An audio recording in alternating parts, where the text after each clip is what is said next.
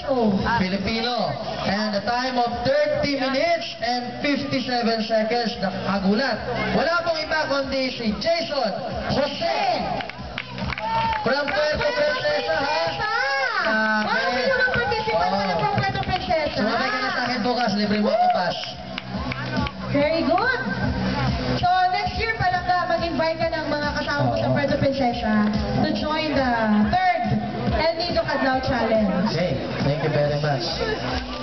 Thank you very much. Palakpakan po natin si Jason Jose.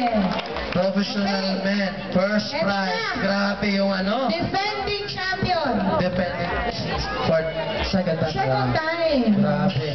At ang oras niya kapatid ay 29 minutes And 11 seconds. Siya po ay taga El Nido. Oo. 25 years old. 25 years old. At syempre, ang tatanggapin niya Tatanggapan niya ay isang radio pa rin mula sa Malampayan. simula muna tayo sa mababa. Ayan. Okay. Ito yung Philips Winding Radio. Yes. At syempre, 2 nights for 2 person at Marina Divine sa Puerto Princesa na pinagkalo po Ni Mr. Melchor Mr. Melchor Prado, Prado, ang commander po ng Philippine Coast Guard Auxiliary. At siya rin po yung may-ari nito ng Marina Divine sa Puerto So, Princesa. the Philippine Coast Guard Auxiliary. Oh, Yan, siya rin. Commander siya ng Philippine Coast Guard Auxiliary. And a cash of 10,000 pesos! Woo! 10,000! Grabe.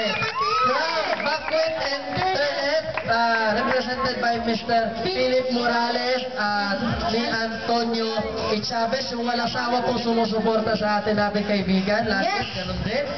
Okay! And a trophy And a trophy! from El Nido Tour Guide Association Incorporated. Yes. And now we call We would like to call Mr. Mr. Roque Estelito.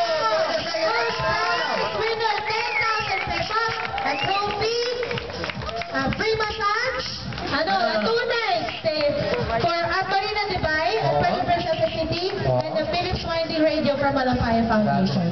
Congratulations! Sama mo na girlfriend mo doon. Grabe. Okay, lahat po ng winners, baka pwede Lahat po ng winners, pwede po umakyat dito sa taas para po sa photo ops natin. Si Miss Alice, si Alexis,